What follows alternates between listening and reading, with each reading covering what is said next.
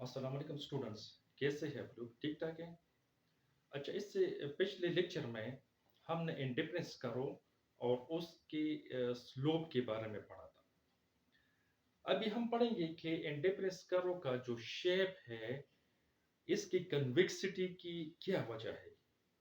ठीक है, तो इसकी कन्वेक्सिटी या इसका जो शेप है वो डिपेंड करता है इसके स्लोप पर, क्योंकि हर कर्व का जो शेप होता है वो असल में उसके स्लोप पर डिपेंड करता है।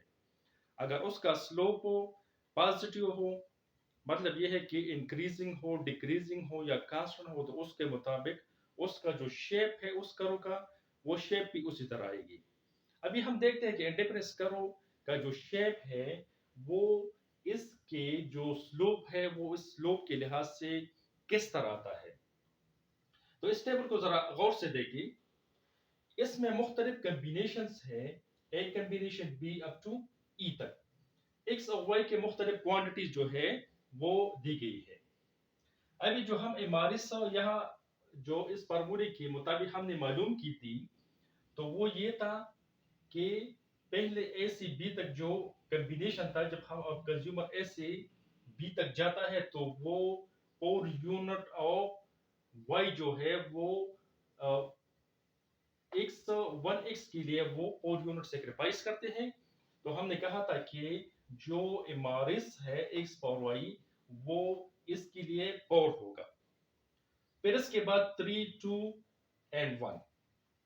तो इसका ये मतलब है कि ये जो इमारिस है ये डिक्रीज हो रहा है। जितने हम एक्स की यूनिट इंक्रीज करेंगे उसी तरह जो एमआरएस है वो आहिस्ता आहिस्ता डिक्रीज हो रहा है।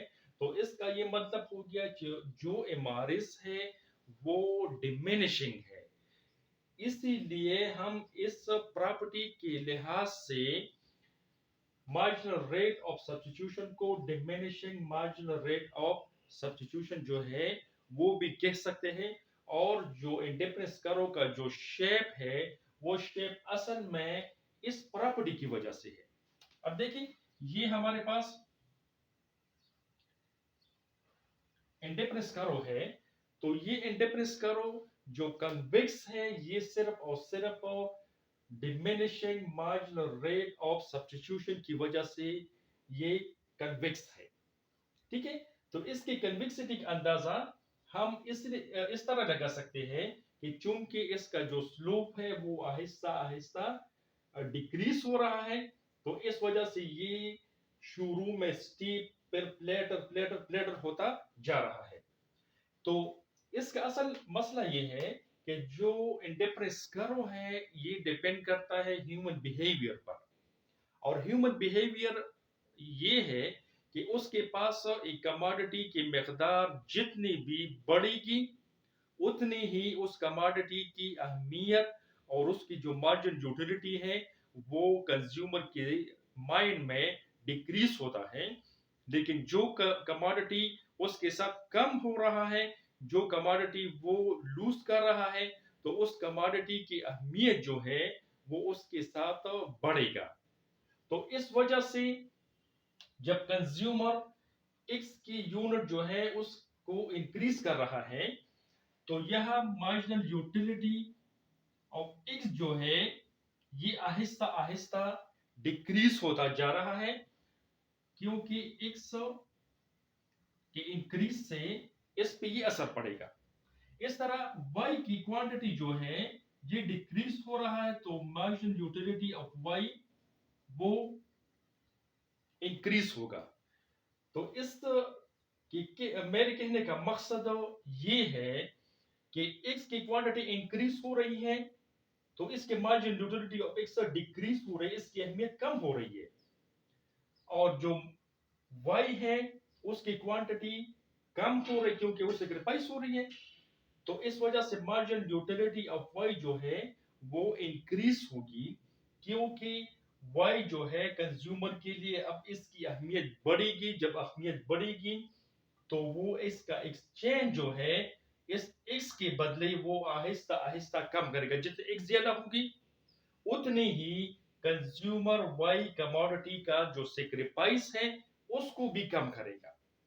जब वो कम करेगा तो इमारिस जो है वो एज ए रिजल्ट डिमिनिशिंग होगा। तो इस वजह से जो इंडिफरेंस कर्व है इसका शेप बिल्कुल कन्वेक्स होगा। ठीक है, कन्वेक्सिटी मालूम करने के लिए हम मुख्तलिफ तरीके जो है वो इस्तेमाल करते हैं। एक तरीका ये है कि फर्ज करें ये हमारे पास x है और ये y एक्सिस है। हम इस कर्व में एनी टू पॉइंट जो हमें पसंद है, ये पॉइंट या ये पॉइंट मिला, ये पॉइंट ये मिला, या ये पॉइंट या ये पॉइंट मिला, जो पॉइंट आप इनसे ले लें वो मिलाए। ये हम कन्विक्सिटी मालूम करने के लिए कर रहे हैं कि ये कर्व जो है ये कन्विक्स है या कनकेव है, या ये कर्व जो है स्ट्रेट लाइन है। इसकी फाइंड करने के लिए हम ये कर रहे हैं। तो ये पॉइंट आपस में मिला ले, ये ए पॉइंट है और ये बी पॉइंट है। तो यह हमारे पास आ गया एक लाइन ए बी लाइन, और ए बी लाइन पर मुख्तलिफ किस्म की जो एक्स वाई की कॉम्बिनेशन है वो कॉम्बिनेशन इस पे आ गए। मतलब ये है कि इस पे जितने भी पॉइंट्स हैं वो पॉइंट्स हमें मुख्तलिफ कॉम्बिनेशन जो है वो हमें शो कर रहा है। अब हम ये देखेंगे कि इस लाइन पर अगर ये कॉम्बिनेशन, अगर ए बी लाइन पर जितनी भी कॉम्बिनेशन है टू कमोडिटीज की, अगर ये इस कर्व की निस्बत हमें high level of satisfaction show कर रहे हैं, हाई यूटिलिटी शो कर रहे हैं, तो इसका मतलब ये होगा कि ये कर्व जो है ये कन्विक्स होगा। फर्ज करें हम ये पॉइंट ले लेते हैं, या ये पॉइंट, या ये जो भी पॉइंट आप इस पर ले लें, तो इस पर आप इंडिफरेंस कर्व ड्रा करें। तो ये इंडिफरेंस कर्व 1 है, ये इंडिफरेंस कर्व 2 होगी।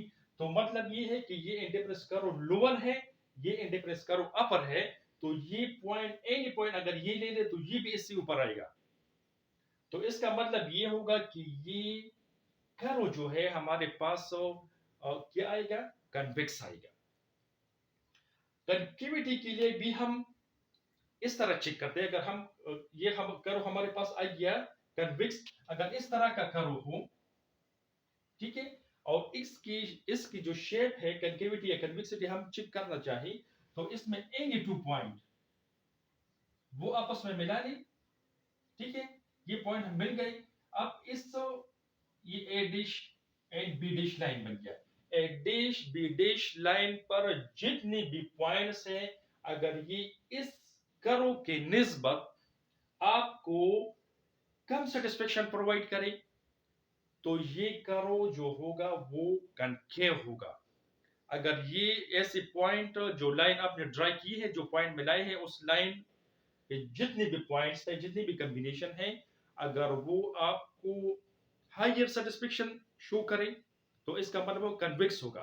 अगर लोअर सेटिस्फेक्शन शो करे तो इसका मतलब ये होगा कि वो कनकेव होगा। मतलब ये है कि इस पर जितनी भी कर्व्स होंगे वो इनसे लोअर होगी। ये फर्ज करें 2 होगा और ये 1 होगा। तो हम इसकी कन्वेक्सिटी या कनकेविटी इस तरह चेक करते हैं। तो हमें ये भी इस कर्व से ये भी बात जाहिर हो गया कि ये कर्व जो है ये कन्वेक्स है। अब देखिए कि इसको हम दूसरे तरीके पर भी मालूम कर सकते हैं कि कनकेविटी या कन्वेक्सिटी जो है वो दूसरा मेथड इसकी फाइंड करने का क्या है। तो फर्ज करिए हमारे पास एक कर्व है, ठीक है, हम इसकी कन्वेक्सिटी कनकेविटी मालूम करना चाहते हैं कि हमें पता नहीं है कि कनकेव है या कन्वेक्स है। तो हम एक टेंजेंट लाइन ड्रा करते हैं। फर्ज करिए ये ए बी, हमने एक टेंजेंट लाइन ड्रा किया और इसने इस इंडिफरेंस कर्व को पॉइंट सी पर टच किया।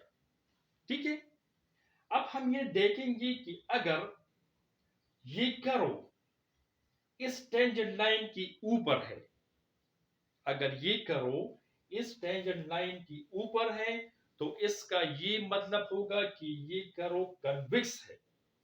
ठीक है, अगर हम एक लाइन ड्रा करें ये फर्ज करें ए डिश बी डिश लाइन है, और हम देखें कि जो कर्व हमारे पास है, हमने एक टेंजेंट लाइन ड्रा किया, और वो कर्व उस टेंजेंट के नीचे है।